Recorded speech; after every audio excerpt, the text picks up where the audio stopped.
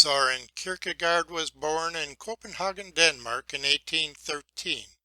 He died there in 1855.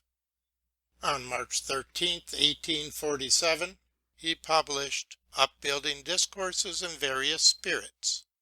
This is a reading of pages 146 through 148 of the Howard V. and Edna H. Hong 1993 translation of that book.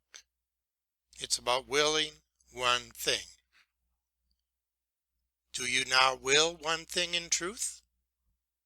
You know, if you will only one thing, so that you alone will be free from the suffering, then you do not will one thing in truth.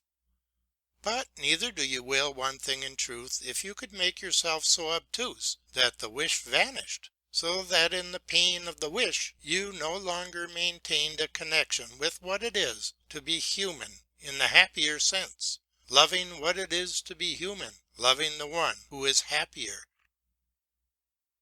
What is your condition now in this suffering? The physician and the psychologist ask you how you feel, but eternity makes you responsible for your condition. Is it such that in the fever of impatience it does not light-mindedly and superstitiously fluctuate? That in depression it is not a sluggish absence of pain, but is such that you patiently will to suffer everything, and therefore allow the eternal to comfort you?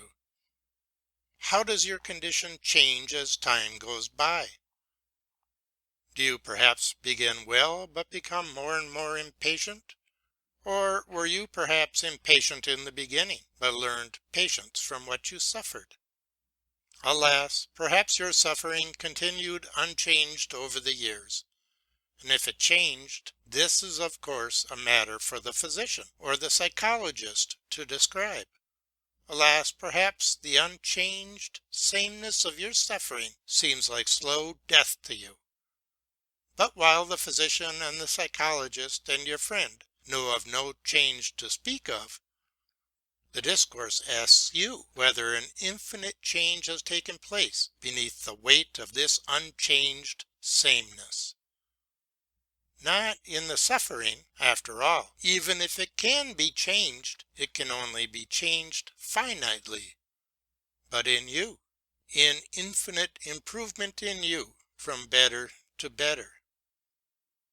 If the discourse were to describe your changed condition over the years, would it dare to use the apostolic words for that and say of your life in the unchanged suffering, suffering taught him steadfastness, steadfastness taught him experience, and experience taught him hope?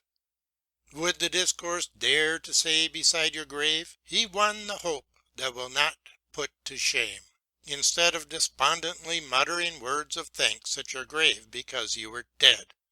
Would the discourse one day dare to say cheerfully and with bold confidence, as beside a hero's grave, the content of his life was suffering, and yet his life put that of many to shame?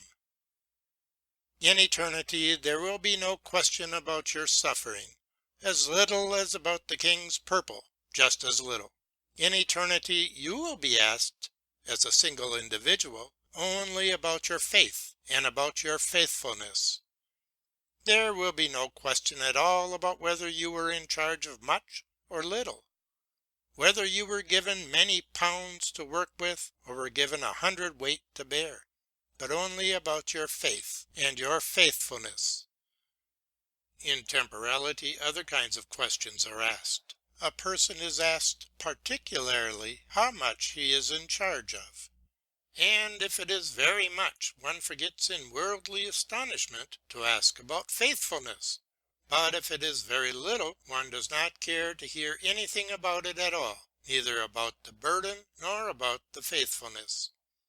Eternity asks only about the faithfulness, asks the king about it just as earnestly as it asks the most wretched sufferer. To be in charge of little is no excuse, nor is it an answer to the question that simply and solely asks about faithfulness, the question that in eternal compassion knows that sufferings can tempt a person, but also that they can be a guide, because grief is better than laughter, For when the countenance looks sad, the heart can be changed for the better. Ecclesiastes 7 verse 3.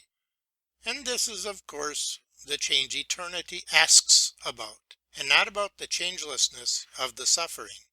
This is the way eternity questions. If you yourself very vividly think of the occasion for this discourse, you ask yourself about this. And if the change has not taken place, then this question, if it is asked in truth, will certainly be helpful to you in the change. Human sympathy, even though it questions you ever so diligently, cannot by the question change the changelessness of the suffering.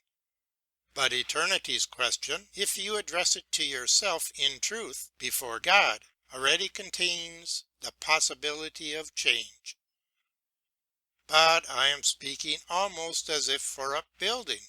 The discourse has scruples. It is out of respect about urging the question. But you yourself know best that if you pose the question, it is the question of the accounting. Are you now living in this way? End of that quote. Thanks for listening.